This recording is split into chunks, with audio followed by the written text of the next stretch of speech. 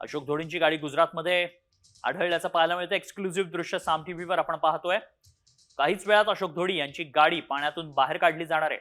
अशोक धोडींचा घातपात झाल्यास गाडीतच मृतदेह असण्याची देखील शक्यता आहे। ही दगडखाण आहे आणि तिथंच ही गाडी आढळली आहे। डहाणू विधानसभा शिवसेना शिंदे गटाचे संघटक अशोक धोडी मागील 12 दिवसापासून बेपत्ता होते।